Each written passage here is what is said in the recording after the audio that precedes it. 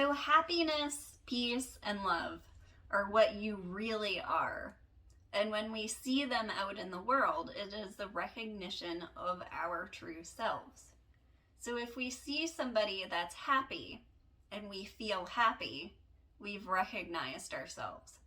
If we see somebody that's happy and we feel bad, we feel as if we are not that, we are missing something, then we have the pleasure ahead of us to look forward to of expressing jealousy and anger, insecurity, to get out of that feeling of insecurity so that we can feel that happiness that is the very essence of what we actually want. So I had this huge insight a few months ago that love feels like love. And it's a very direct way of saying something incredibly profound, but it also has the issue that it sounds like nonsense because it's so easily overlooked, the real meaning of what I'm trying to point to. So as I was trying to explain this to others, I saw that how easily overlooked it was, and I was wanting a different way to explain this. And as you find when you're wanting something, sometimes it comes through the least expected places. So I was watching the show Sex, Love, and Goop, which I highly recommend, by the way. And the therapist was telling her client to pay attention to something called intention versus impact. So the client was hoping to relax. She was telling herself to relax. And what this was actually doing was not relaxing her, but was making her feel the dissonance between how she was feeling and how she actually wanted to be feeling. So our intention is to relax. Our intention is to love. But one thing we can do with spirituality and one thing we can do with all this knowledge and all these pointers is use it as like that relax, you better relax. Or like the Will Ferrell thing. Everybody love everybody. He's like pissed off, he's annoyed, and so he's screaming this ideal that he has for the team. Everybody love everybody. It's a great intention to have, but what we want is to have the impact of that intention match the intention. So occasionally we use words that, if words were magic and words could make us feel, and thoughts were magic and thoughts matched what actually was, we wouldn't feel the dissonance of them so much. So the reason that anything less than love, peace, and happiness feels so off is exactly because that is what we really are. And so when we leave that, or when we cut ourselves off from that in some way, that's the guidance that it feels bad. And so this is why the emotional scale is so helpful, is rather than noticing this huge dissonance, it helps you to see what emotion and what thoughts therefore could be let go of to experience that emotion. A couple weeks ago, I got really caught in this kind of thinking and feeling that this relationship wasn't how I wanted it to be. And so I felt so bad, I decided I'd just go for a walk. And one of my favorite places to cheer myself up is the cemetery, because we have this really gorgeous cemetery and it's private, and the half of it that's a very old section and all the history and everything and just these beautiful gravestones is totally hidden, and it's just a gorgeous place. So as I'm walking in, I recognize what I'm doing. I recognize that all of these thoughts are saying that what I want isn't here, that I'm not receiving, I'm not loved by this person. And so when I started to realize that, and the love feels like love, I just like thought through, like, and counted out to 10. Sometimes counting helps when you're really in a funk. So I counted out 10 things that I really like loved and appreciated. And instantly the whole like dynamics, mood dynamics were changed. And then I became like really open to what I was seeing, and I was looking around the cemetery, and I came by the stone that in italicized font where they'll have like a Bible verse or a saying or something. It had simply, "Thine yet to love." And I just thought that was the most beautiful, most profound thing that you could ever write on a gravestone, that like, I am still here to be loved. And that any reason we come up with, even death, even what seems like the worst, most final reason not to love, is no reason whatsoever. We are that, we are that, we are so intimately that. And when we feel like someone doesn't love us, or somebody is gone, or we're grieving, working our way up, noticing the intention versus the impact changes everything. So intention versus impact is typically used in communication. So with the non-dual, or whatever you want to call it, understanding, I'm using it as basically like communication with yourself. Because we all know that sometimes we say something with the intent of making somebody feel better.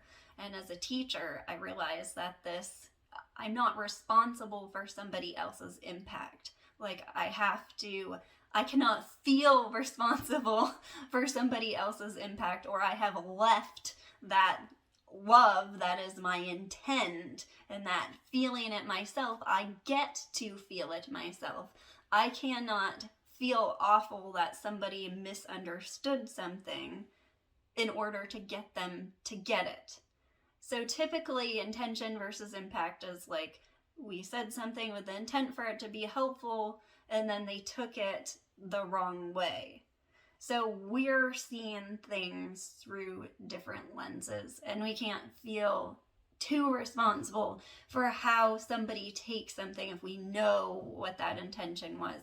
But aligning with the intention is everything. And this is what is meant by alignment, because we are the peace, love, and happiness, and we should not settle for anything less than to feel and be it. It is known by that feeling. That is the actual knowing of it. Thought would say that it knows, and then thought ends up in that situation where it's saying, relax. And somebody is like, whoa, rather than relaxing. We do that to ourselves. It is a communication with ourselves that I'm trying to point out.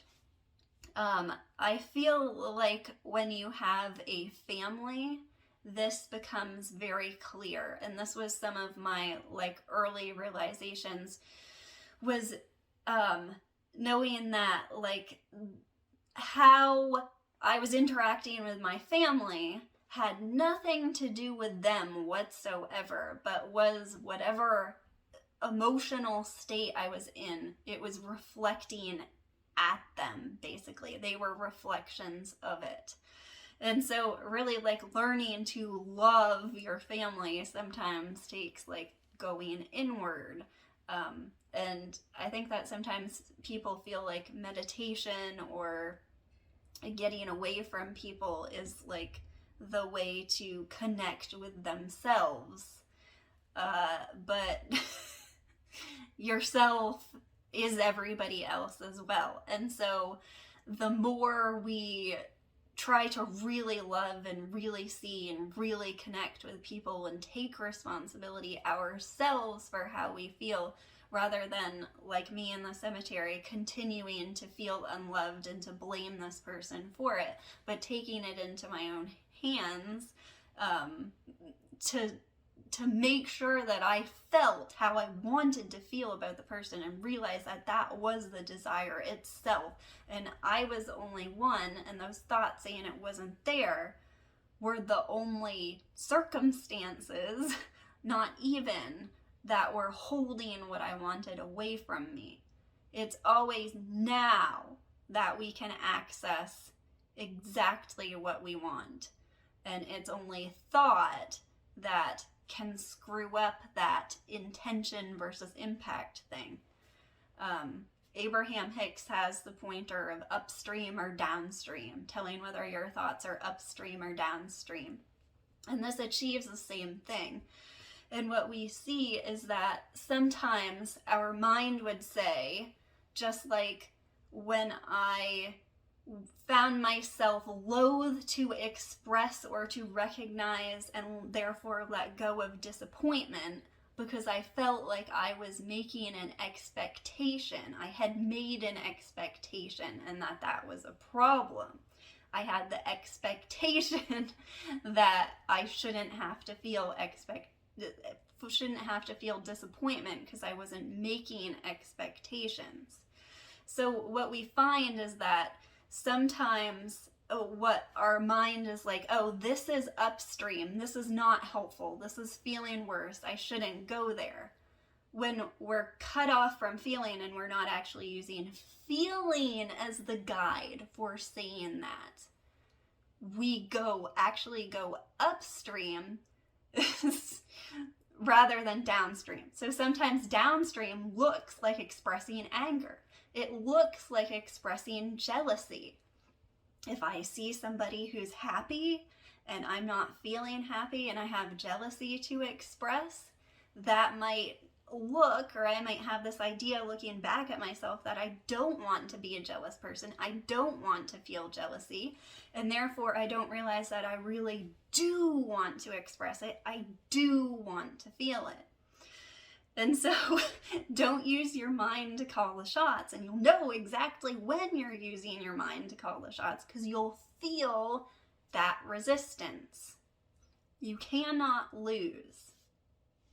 You cannot lose because you inherently are peace, love, and happiness, which inherently are without us having to do anything to achieve them. A really big way to hold this apart from yourselves, to not align with the intention that is that peace, love, and happiness, is to look at other people as masters and gurus and such, that they have to portray a certain thing. So we create in our minds this whole ideal and expectation, not realizing what intention it was. Where did that come from? So the other side of that cemetery is a stream, and sometimes I will go down there and take my dog for a run. And I can get across to the other side if I go across this series of fallen trees that have clustered together. And so one thing that I've noticed is that I will be like shaky and kind of losing my balance. So I'll reach out and I'll grab like a really thin branch. And instantly I observe that I'm totally steady and I'm sure. It's like I'm holding somebody's hand. It's like I'm a little child holding someone's hand, and then suddenly there's this confidence and this sureness. And I know intellectually that if I were to fall, that branch would not do any good whatsoever. And yet it has this sort of response, this irrational response of steadying me. In this way, teachers work and guidance works. To see somebody doing this, to be like, yes, that's what I want, to sort of like carve out that intention for yourself can be so huge. But there's a point to realize that that will not keep you from falling, that is within you, that awoke something within you. It showed you something that was already within you. When you are amazed by someone's spiritual knowledge, when you're amazed by their talents, when you see something beautiful, you are recognizing yourself. That is you. You just parted the clouds of everything else and you're seeing yourself. It is within you, which is why it feels so bad to put other people on a pedestal. And then we feel that dissonance, the intention versus the impact. Love feels like love. When you love a teacher, when you love a guru, when you love somebody you admire, when you love anything, it is within you. You are beyond the one loving it. You are that. That's alignment.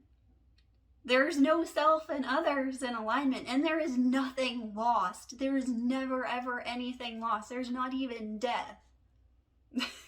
You can go to a cemetery to cheer yourself up and remind yourself that no matter what you screw up, no matter what, you are love. You cannot lose.